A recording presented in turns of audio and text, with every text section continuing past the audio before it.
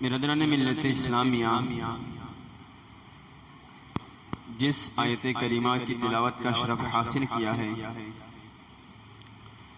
اللہ سبحانہ و تعالی اپنے مقدس کلام میں ارشاد فرماتا ہے، ان الدین عند اللہ الاسلام۔ بالکل آسان ترجمہ یہ ہے کہ بے شک اللہ تبارک و تعالی کے نزدیک سب سے پسندیدہ دین دین اسلام ہے، یعنی اس رب کریم کے نزدیک تمام مذہب میں جو سب سے زیادہ پسندیدہ مذہب اور دین ہے، قرآن نے ارشاد فرمایا وہ دین اسلام ہے۔ بے شمار انبیاء کرام کم و بیش 1,24,000 انبیاء کرام دنیا میں مبعوث کیے گئے، بھیجے گئے۔ تمام انبیاء کرام کا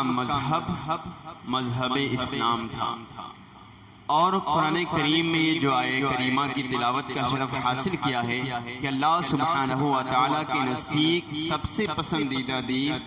یہ دین اسلام ہے۔ آقا کریم صلی اللہ تعالی علیہ وسلم کا بھی مذہب اسلام ہے، جو کہ رب کے نزدیک سب سے زیادہ محبوب اور سب سے زیادہ پسندیدہ مذہب ہے۔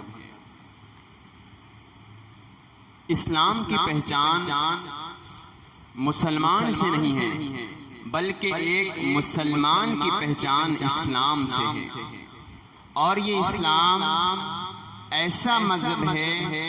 کہ اس کو جتنا دبایا جائے وہ اپنی شان کے مطابق اتنا ہی بلند ہوتا ہے۔ تاریخ اٹھا کر آپ دیکھیں،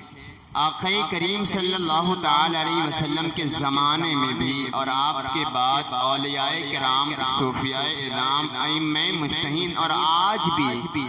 جب بھی دین کے اوپر ظلم و زیادتی کی جاتی ہے، اس مذہب اسلام کو دبایا جاتا ہے، تو اس کی خاصیت یہ ہے کہ جتنا اس کو دبایا جاتا ہے وہ اپنی شان کے مطابق اور بھی زیادہ بڑھتا ہے اور بلند ہوتا جاتا ہے۔ جب ابتدائی دور میں آقا کریم صلی اللہ تعالی علیہ وسلم نے اسلام کی دعوت لوگوں کے سامنے پیش کی، سارے لوگ آپ کے دشمن ہو گئے اور اسلام کے خلاف ہو گئے اور اس کا بہت زیادہ بائیکاٹ کرنے لگے۔ رسول کریم صلی اللہ تعالی علیہ وسلم کو بے شمار مشقتوں کا برداشت کرنا پڑا، بے شمار پریشانیوں کا سامنا جھیلنا پڑا اس دین اسلام پر، اور سرکار علیہ الصلوۃ والسلام کے اوپر بہت زیادہ ظلم زیادتی کی گئی، حتیٰ کہ رسول کریم صلی اللہ تعالی علیہ وسلم کے ساتھ ان مکے والوں نے اتنی بدسلوکی کی، اتنا زیادہ سرکار علیہ الصلوۃ والسلام کے ساتھ ظلم و ستم کا پہاڑ ڈھایا کہ اللہ کے رسول صلی اللہ تعالی علیہ وسلم ان مشرکین مکہ عرب کے لوگوں سے عاجز آ گئے، یعنی اتنا آپ کو ستایا، اتنی مصیبتیں آپ کے اوپر ڈھائی کہ سرکار علیہ الصلوۃ والسلام عاجز آ گئے، اور حتیٰ کہ آپ نے مکہ معظمہ کو چھوڑ دیا اور شہر مکہ کو چھوڑ کر رسول کریم صلی اللہ تعالی علیہ وسلم مدینہ تشریف لائے، اس وجہ سے کہ سرکار علیہ الصلوۃ والسلام اور دین اسلام پر بے شمار مصیبتیں آئی جاتی اور بہت زیادہ مصیبتوں کا سامنا کرنا پڑتا۔ مشرکین سرکار علیہ الصلوۃ والسلام کو طرح طرح کی تکلیفیں پہنچاتے، اور اس مذہب اسلام کو ختم کرنے کے لیے انہوں نے ایڑی چوٹی کا زور لگایا۔ لیکن اسلام کی یہ خاصیت تھی اور آج بھی ہے کہ جب بھی اس کو کوئی کتنا دباتا ہے وہ اپنی شان کے مطابق اور بھی زیادہ بلند ہوتا ہے۔ ابتدائی دور میں سرکار علیہ الصلوۃ والسلام کو خوب پریشان کیا گیا، حتیٰ کہ آقا کریم صلی اللہ تعالی علیہ وسلم مکہ چھوڑ کر مدینے تشریف لائے۔ مدینے کی زندگی آپ نے سنا ہوگا کہ انصار صحابہ کرام نے رسول کریم صلی اللہ تعالی علیہ وسلم کا بڑا ساتھ دیا اور اسلام کے اندر داخل ہو گئے، اور لیکن جب فتح مکہ کا دن آیا، سرکار علیہ الصلوۃ والسلام وہی انصار صحابہ جو مدینے میں رہا کرتے تھے، اسی انصار صحابہ کرام کے ساتھ جب فتح مکہ کے دن 20 رمضان المبارک کو آقا کریم صلی اللہ تعالی علیہ وسلم مکہ معظمہ کعبہ تشریف لائے تو آپ نے سنا ہوگا کہ وہ پورا مکہ، وہ پورا عرب جو سرکار علیہ السلام کے خلاف تھا اور مذہب اسلام کو ڈھانے اور اس کو ختم کرنے کے لیے ایڑی چوٹی کا زور لگایا تھا، لیکن فتح مکہ کے دن لاکھوں کی تعداد میں لوگوں نے اپنا مذہب کو چھوڑا اور اسلام کے اندر داخل ہو گئے۔ شروع میں تو کتنا زیادہ پریشان کیا، ظلم و زیادتی کا پہاڑ ڈھایا، لیکن یہ اسلام کیسے دب پاتا؟ یہ اپنی شان کے مطابق اور بھی زیادہ بلند ہوتا۔ جنہوں نے ختم کرنے کی سوچا تھا وہی خود اسلام کے اندر داخل ہو گئے اور اپنے مذہب کفر کو چھوڑ کر اسلام کے دائرے میں آ گئے۔ 20 رمضان المبارک کے دن یہ واقعہ پیش آیا اور سرکار علیہ السلام جب کعبہ مکہ معظمہ تشریف لائے تو ہزاروں لاکھوں کی تعداد میں لوگوں نے اپنا مشرکانہ دھرم کو چھوڑا اور اسلام کے اندر داخل ہو گئے۔ تاریخ گواہ ہے کہ وہ دن ایسا دن تھا کہ پورے عرب میں، پورے مکے میں اللہ اکبر کی صدا گونج اٹھی، حتیٰ کہ مکے کے در و دیوار سے، مکے کی وادی اور پہاڑی سے نعرہ تکبیر اور اللہ اکبر کے نعرے بلند ہوا کرتے تھے۔ تو یہ دین کی خاصیت ہے۔ اللہ سبحانہ و تعالی جب مدد کرنا چاہتا ہے تو وہ ایک کنکر ہی کے ذریعے اسلام کی مدد فرما دیتا ہے، اور حتیٰ کہ جس کی کوئی اوقات نہیں ہوتی، جس کی کوئی اہمیت نہیں ہوتی، جس کی کوئی بساط نہیں ہوتی، لیکن اللہ سبحانہ و تعالی اس پتھر سے، اس کنکر سے، اس ادنا انسان سے ایسا کام سر انجام دیتا ہے کہ دنیا والے دیکھتے ہیں اور اس پر تعجب کرتے ہیں۔ ابرہہ کا واقعہ آپ نے سنا ہوگا کہ یہ اللہ کے رسول صلی اللہ تعالی علیہ وسلم کی بعثت سے پہلے، ولادت سے پہلے کا واقعہ ہے۔ سرکار علیہ السلام کے دادا جان حضرت عبد المطلب رضی اللہ تعالی عنہ، ان کے زمانے میں یمن کا ایک بادشاہ تھا جس کا نام ابرہہ تھا۔ ابرہہ وہ بہت بڑا بادشاہ تھا اور اس کی حکومت پوری دنیا میں پھیلی ہوئی تھی۔ چنانچہ اس نے یہ سمجھا کہ میں ملک کا بادشاہ ہوں، اور ابرہہ نے اس ملک یمن میں ایک بہت ہی شاندار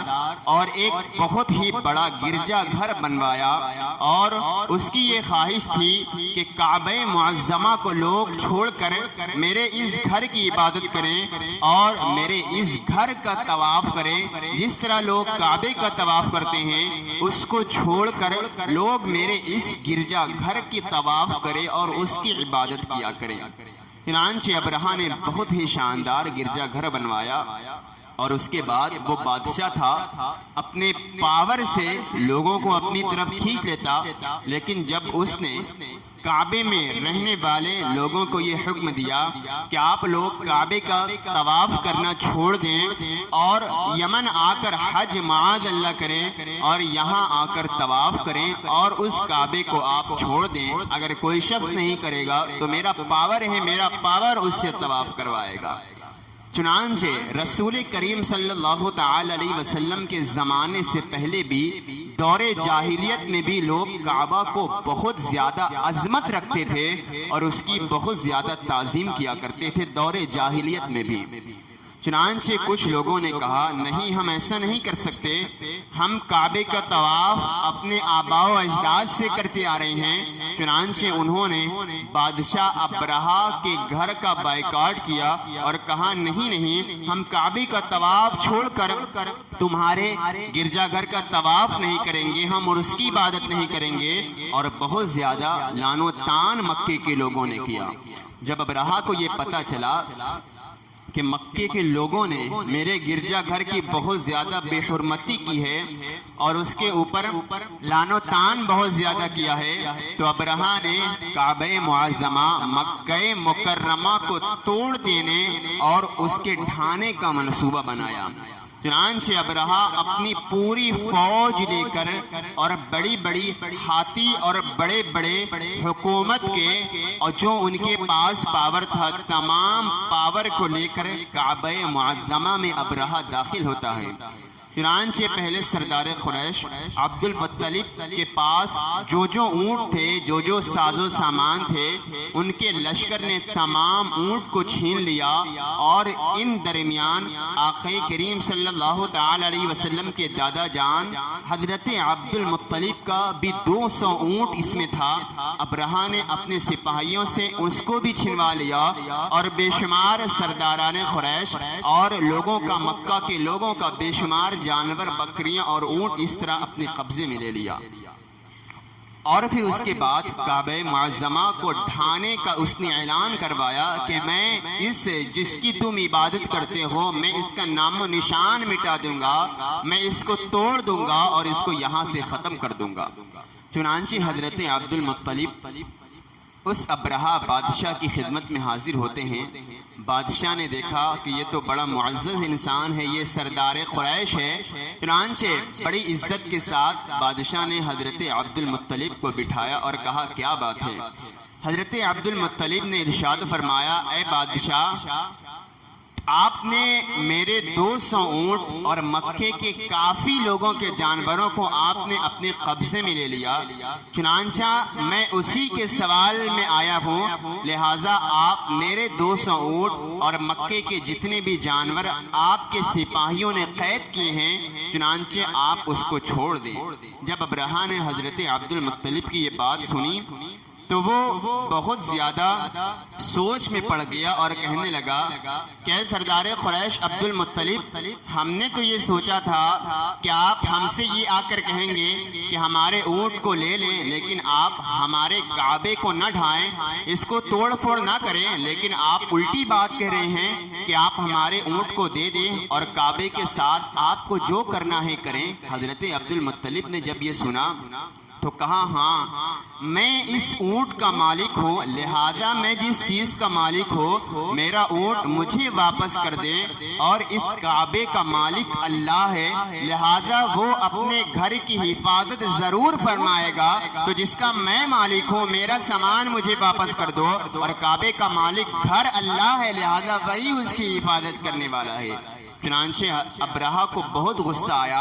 اور کہا، دیکھتے ہیں کون اس کی حفاظت کرتا ہے، میرے پاس ساز و سامان ہے، لڑائی کے ہر طرح کے آلات ہیں، میں اس کعبے کو ڈھا دوں گا۔ عبد المطلب نے کہا، تو پھر ٹھیک ہے، اللہ تیرا مالک ہے، اللہ ضرور اس کی حفاظت فرمائے گا۔ ابرہا نے تمام اونٹ اور مکے کے لوگوں کے تمام جانوروں کو اس طرح واپس کر دیا۔ حضرت عبد المطلب جانور کو لے کر اپنے گھر کی طرف روانہ ہوئے اور تمام مکے کے لوگوں کو ایک پہاڑی کے اوپر بھیج دیا، اور حضرت عبد المطلب خود کعبے کے پاس کھڑے ہو کر دعا کرتے ہیں، مولا یہ تیرا گھر ہے، میری کیا اوقات کہ میں تیرے گھر کی حفاظت کروں، رب کریم یہ تیرا گھر ہے، تو ہی اس کی حفاظت کرنے والا ہے۔ یہ چند جملے اور دعائیہ کلمات کہہ کر حضرت عبد المطلب واپس آنے لگے کہ مولا میری اتنی کیا اوقات کہ میں تیرے گھر کی حفاظت کر سکتا ہوں۔ اتنا کہہ کر عبد المطلب واپس ہو گئے، اور وہ ابرہا پورے ساز و سامان کے ساتھ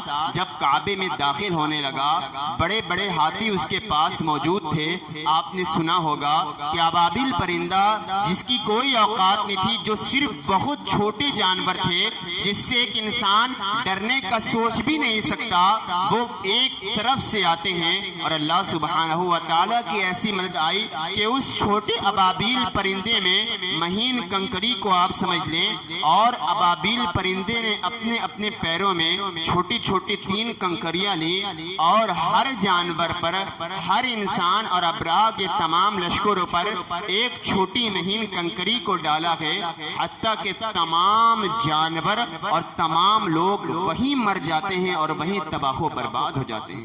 تو اندازہ کریں